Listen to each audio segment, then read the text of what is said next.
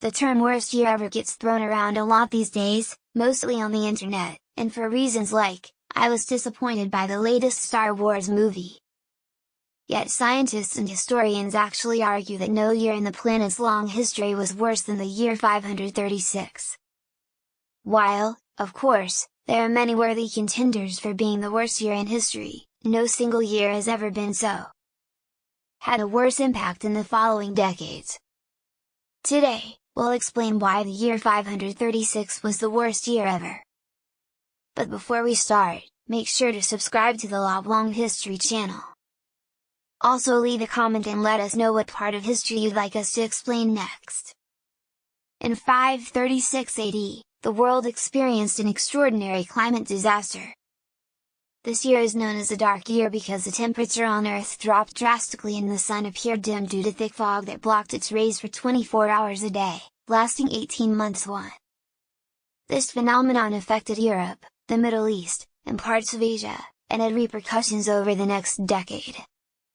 The cause of this global climate catastrophe is not fully understood, but some theories link it to large volcanic eruptions that disperse sulfate aerosols into the atmosphere, reducing solar radiation reaching the Earth's surface and cooling the atmosphere for several years.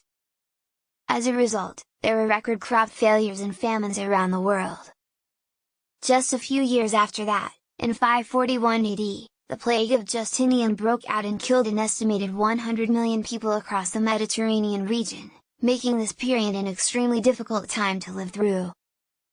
Medieval historian Michael McCormack even stated that the year 536 was the beginning of one of the worst periods to be alive. Documentation from the time, including the writings of John of Ephesus and Procopius, records the strange behavior of the sun and the impact it had on everyday life. The exact cause of the large volcanic eruption that occurred in 536 is not completely known. However, there are several theories that have been proposed by researchers and historians. The following are some of the possible causes that have been identified. 1. Volcanic eruption in Iceland. One strong theory is that a volcanic eruption in Iceland in early 536 spread volcanic ash into the atmosphere in the northern hemisphere, creating a haze that cooled the temperature on Earth. 2. Eruption in North America. There is also a possibility that the eruption occurred in North America. Volcanic glass particles found in ice from a Swiss glacier indicate a powerful volcanic eruption that belched smoke across the northern hemisphere. 3. Combination of multiple eruptions. Two other major eruptions probably occurred in 540 and 547, which, together with the first eruption, had a lasting impact on the global climate. 4. Other theories. There is also a theory linking the eruption to volcanic activity in the Sunda Strait, where Mount Anak Krakatau is located, which may have triggered the event. Although there are several theories, there is still no definitive scientific agreement on the source of the eruption. Research continues to understand more about the causes and impacts of the massive volcanic eruption that led to the dark year 536. The impact of the dark year 536 on society at that time was very significant and detrimental. The following are some of the main impacts that occurred.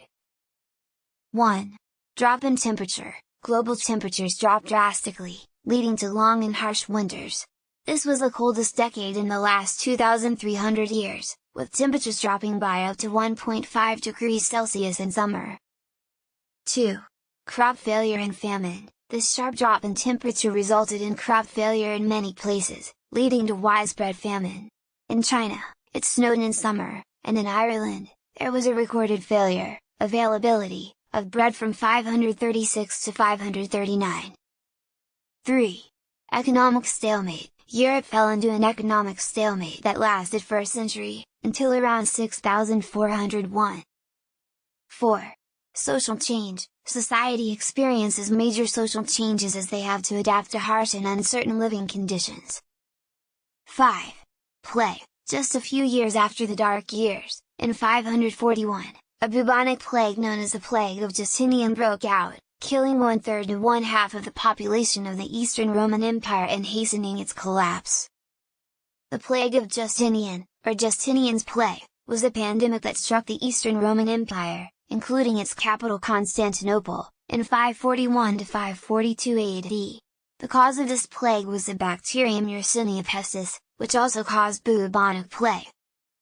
The pandemic had a significant social and cultural impact and has been compared to the Black Death.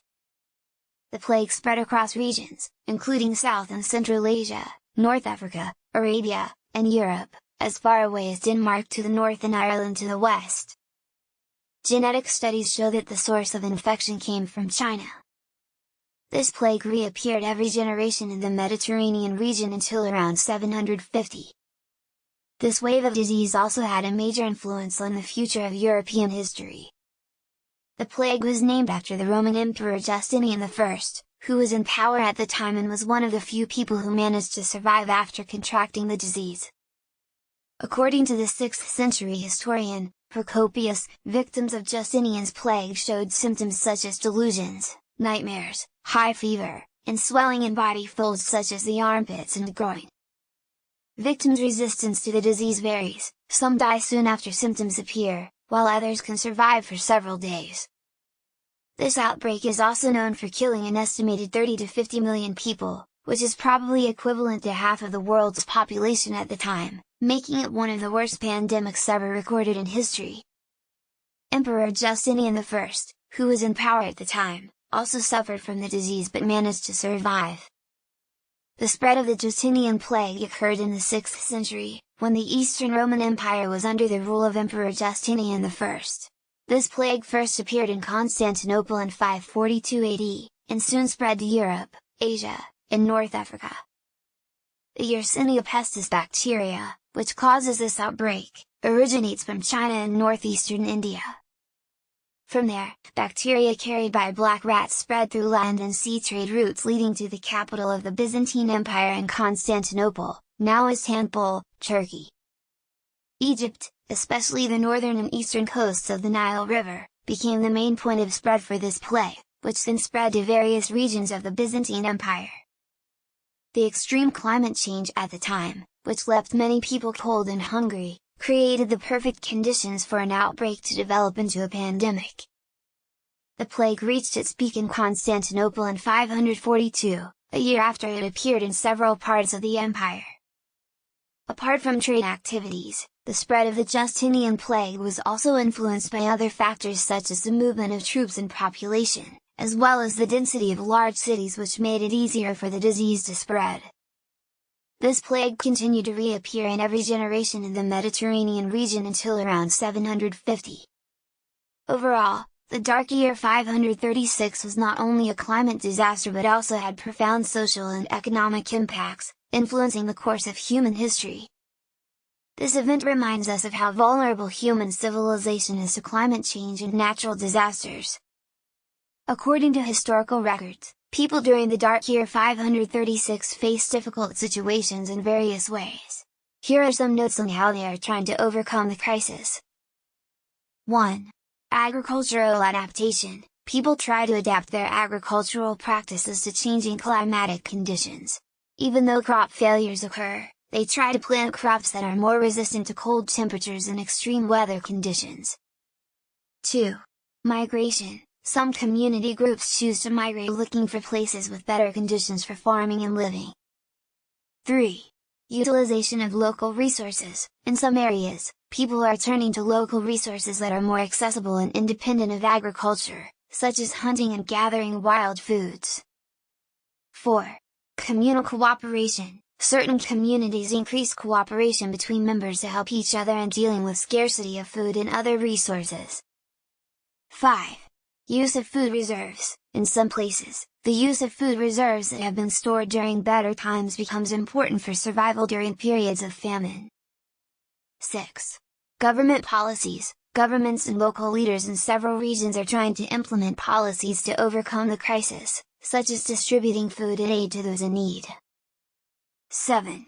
Spirituality and religion. Many people turn to spirituality and religion, seeking solace and explanation for the disasters that have occurred. It also includes prayer and ritual efforts to ask for divine help. Despite these efforts, many communities continue to experience tremendous hardship, and not all efforts have been successful in overcoming the impact of the dark year 536.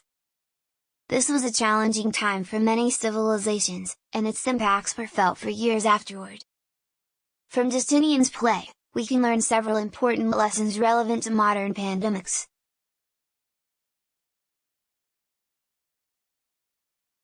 The importance of understanding disease. Justinian's plague shows how important it is to understand disease and how it spreads. In a modern context, this means the importance of scientific and medical research to understand pathogens and develop vaccines and treatments. 2. Preparedness and rapid response. A rapid and effective response to an outbreak can reduce its impact. This includes health system preparedness, contact tracing, and effective quarantine. 3. International cooperation. The spread of disease knows no national borders, so international cooperation and research, exchange of information and resources is very important. 4. Public health. Investments in public health, including sanitation and health education, are key to preventing the spread of disease. 5. Socioeconomic impact. Pandemics can have major socioeconomic impacts, so there needs to be a plan to support the economy and society during times of crisis. 6. Community resilience. The Justinian outbreak shows that community resilience to disasters is an important aspect of post-pandemic recovery. 7. Climate change and disease. The extreme climate changes during the plague of Justinian created the perfect conditions for a plague to become a pandemic. This reminds us that climate change can influence the spread of disease. 8. Importance of data. Accurate data collection and analysis is critical to understanding and controlling the pandemic. By studying history and applying lessons from the past, we can be better prepared to face and manage future pandemics. The silver lining is, no matter how bad it seems, it will almost always get better, almost always. Some text goes here, so what do you think? Let us know in the comments below. And while you're at it, check out some more videos from our long history.